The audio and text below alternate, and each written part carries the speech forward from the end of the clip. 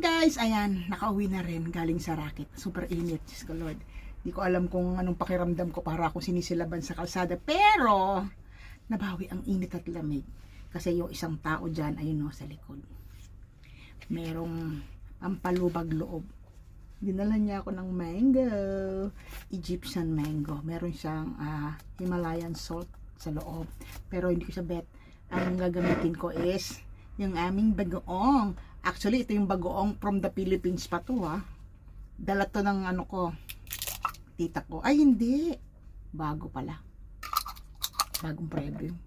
Pero made in the Philippines pa rin. Hindi ko na i-mention na ano na lang. Basta alam niyo na to, bote na to. Bago pala siya. Akala ko yung dating dala ng tita ko na galing Pinas. Anyway, still bagoong. So, tikman natin yung mangga. So, ano to anong mangga na to, ano to Egyptian mango tol? Oo. Okay, Egyptian mango. Kasi ang Egyptian mango, pareho siya ng lasa ng mangga sa Pilipinas. Tapos, ang pagkakaiba lang siya, crunchy siya kahit ganito na siya kadilaw. Crunchy pa din. So, isasawsaw ko na lang ba? Hindi lang, ako rin naman di kakain ito.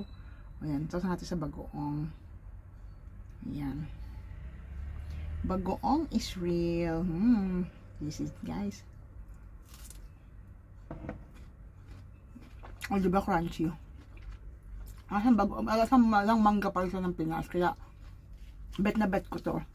Pero bira akong bumili kasi nga minsan karamihan yung mga matagal na nilang na-slice. So parang ano na, hindi na maganda tingnan. So ito bagong slice lang kaya bumili.